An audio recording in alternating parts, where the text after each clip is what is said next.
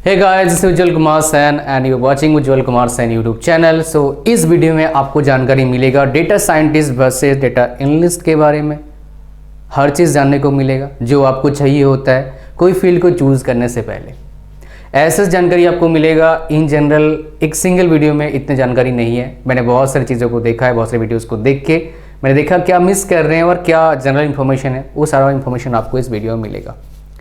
मतलब सैलरी क्या है, क्या चीज़ है, क्या डेटा साइंटिस्ट डेटा एनालिस्ट का जॉब कर सकता है, कहाँ तक कर सकता है, दोनों में क्या क्या ओवरलैप करते हैं, ये सब कुछ मैं आपको बताऊंगा इस वीडियो में इन डिटेल्स में। सैलरी कितना होता है, जॉब्स किस में ज़्यादा है, ये सब कुछ।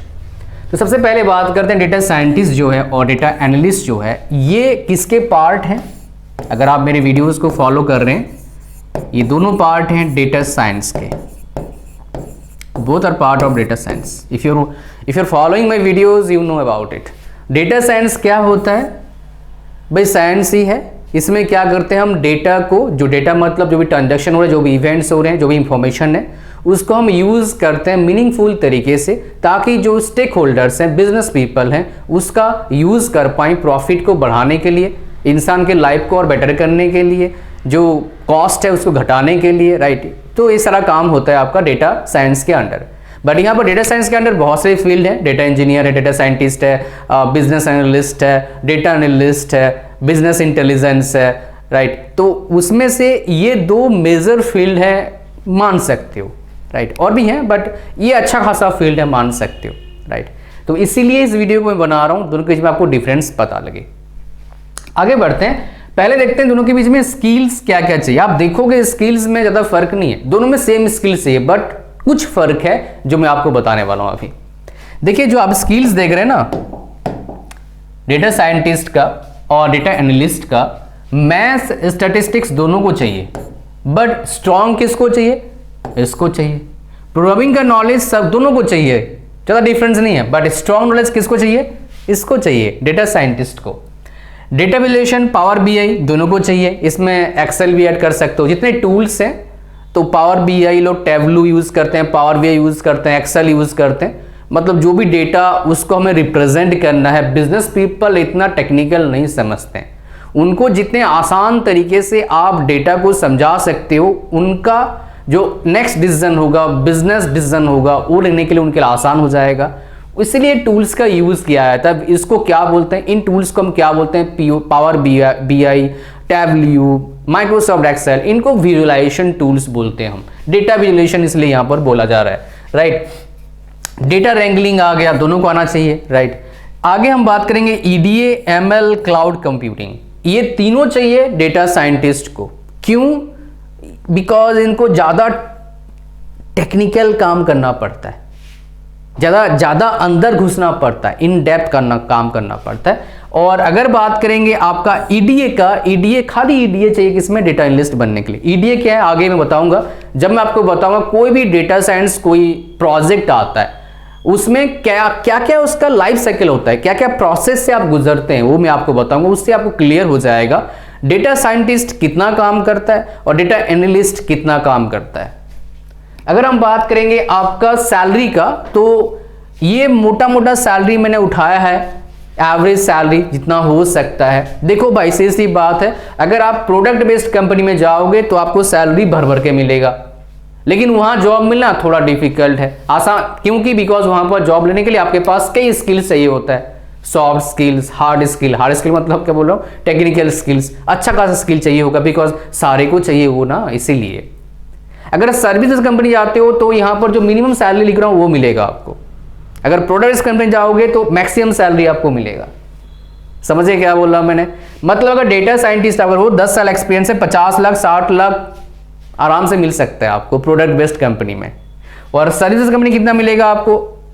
16 लाख के आसपास, after having 10 years of experience in a particular field. अभी डेटा साइंटिस्ट का 10 साल एक्सपीरियंस वाले बंदे बहुत कम है। अभी लगा लो डेटा साइंस वाला जो फील्ड है, मेरे हिसाब से भी 8 साल हुआ है ठीक ठाक लोग इसमें आ रहे हैं, और 4-5 साल से लोग पढ़ाई कर रहे हैं इस पर ज़्यादा अच्छे से। 2 साल हुआ है और बूम आया है, जैसे कोरोना आया, ठीक है। तो फ्रेशर के लिए सैलरी 5 से 8 लाख है डेटा साइंटिस्ट का, और डेटा एनालिस्ट का इतना 2.5 से 6 लाख है। अगर हम बात करेंगे 5 ईयर्स एक्सपीरियंस 8 से 25 लाख, इसका 6 से 17 लाख।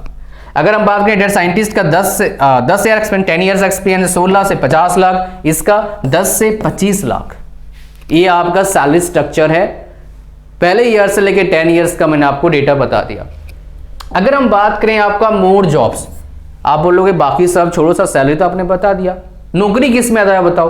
पता लगा डेटा साइंटिस्ट बहुत अच्छा सैलरी पे करते, 4 जॉब है और 4 जॉब के लिए सरकारी जैसा 50 बंदे पड़े हुए हैं। तो यहां पर पहले आपको बता दूं, डेटा साइंस पढ़ने के बाद आप डेटा साइंटिस्ट भी बन सकते हो, डेटा एनालिस्ट भी बन सकते हो। पहले क्या बनना चाहिए, मतलब मैं आपको इस पर थोड़ा सा और बात करूंगा, जो नॉन टेक्निकल बंदे हैं वो क्या करें, या फिर जिनका टेक्नोलॉजी मतलब जो नॉन सीएससी बैकग्राउंड्स हैं, जिनका प्रोग्राम इतना स्ट्रांग नहीं है, मैथमेटिक्स स्टैटिस्टिक्स उतना स्ट्रांग नहीं है, उनको बस एक अच्छा फील्ड चाहिए जिसमें ग्रोथ है, तो किससे स्टार्ट करें आप, तो इस पर हम बात करेंगे। लेकिन पहले हम बात करते हैं मोर जॉब्स कहाँ मिलता है। तो मैंने जब नेट पर सर्च करते data scientist data analyst job, तो इंडिट कितना दिखा रही है आप यहाँ पर देखेंगे, आप इंडिट का कितना दिखा रही है, इंडिट एक सेकंड रुक जाइए, 9000 जॉब्स है डेटा एनालिस्ट का, जो इंडिट का अभी 31 दिसंबर में आपका जो अभी जॉब्स क्या करा गया, आपका जॉब्स वहां पर ये करा है, लिस्टेड करा गया है। अगर हम डेटा साइंटिस्ट की जॉब बोलेंगे इंडिट में कितना है आपका, लगभग 3000 जॉब्स है, 3000 के आसपास जॉब है, मतलब 25 to 27% जॉब टोटल जॉब्स जो होता है डेटा साइंस में। अगर मैं बोलूं भाई 4 जॉब है, 4 से 5 जॉब डेटा साइंस में, 4 जॉब लगा लो, 3.5 4 जॉब है डेटा साइंस डेटा एनालिस्ट में, तो डेटा साइंटिस्ट में कितना जॉब होगा, 1 जॉब होगा, मतलब हर लगभग 4 बंदे पर 4 डेटा एनालिस्ट पर 1 डेटा साइंटिस्ट होगा। ऐसा क्यों, ये समझते हैं। नेक्स्ट, अगर मान लो कोई प्रोजेक्ट आता है डेटा साइंस का, उस पर काम कैसे होता है वो जानेंगे तो आपको क्लियर हो जाएगा। तो इसको हम क्या बोलते हैं, life cycle of data science project बोलते हैं। कोई प्रोजेक्ट आया तो प्रोजेक्ट में क्या होता है, कोई प्रोजेक्ट है तो वहां पर क्या होता है, बिजनेस वाले बंदे जाके, जो डेटा साइंस के टीम के बंदे जाके वहां पर डिस्कस करते हैं। जो बंदा प्रोजेक्ट मतलब जो प्रोजेक्ट वाले हैं, या तो देखो 2 तरह का होता है, इन हाउस होता है या फिर लोग आउटसोर्स करते हैं। तो जो भी ये टीम जाती है वहां पर डिस्कस करते हैं, डिस्कस करने के बाद एक बिजनेस डिस्कशन होता है। फिर डेटा सोर्स, डेटा कहां से आएगा, उसमें आपका नॉलेज होना चाहिए भाई, क्लाउड कंप्यूटिंग का, डेटा इंजीनियरिंग का नॉलेज आना चाहिए, वो दोनों को थोड़ा बहुत आना चाहिए, बट इसमें डेटा साइंटिस्ट वाले अच्छा काम, बहुत अच्छा काम करते हैं। फिर आता है डेटा प्रिपरेशन में ईडी आता है, एक्सप्लोरेटरी डेटा आपका एनालिसिस आता है, फिर फीचर इंजीनियरिंग आता है, फिर फीचर सिलेक्शन आता है, सिलेक्शन आता है, ठीक है। फिर आता है मॉडलिंग में क्रिएशन आता है, डिप्लॉयमेंट आता है।